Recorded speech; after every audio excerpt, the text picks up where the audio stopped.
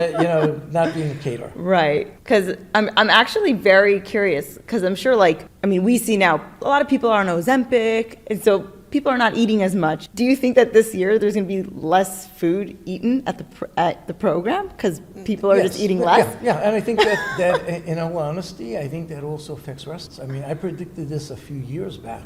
Okay. A few years ago, I had a sushi restaurant, retail, and I said I have to get out of the retail business because there was a shortage of Ozempic and those drugs on the market. And obviously, we know that the manufacturers are going to take care of the shortage, and they're going to make sure that there's enough product available. So more people are going to be using it, their appetites are going to change, Right. They're not going to be going out as much, but they do eat quality, they eat less of it. And I even see it in myself, I see it with, and just people on an ongoing basis. People will prefer to eat just a smaller amount of the highest quality and not as much of the not, like they used to. And today, even the snack, people are going healthier, people are going more to bottled water, the soda consumption is down. Right. I think it's so interesting because every few months there's a new diet fad. And I guess as a caterer, it's important to understand not just what your customers may or may not expect, but I guess you would have to order extra of, let's say, protein, like different types of chickens, meats.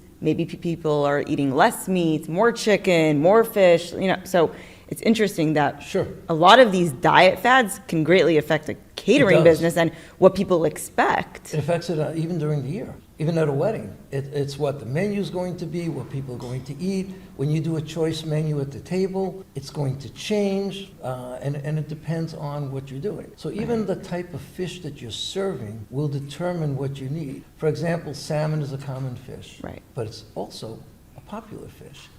But put salmon up against sea bass, people see, wow, Chilean sea bass.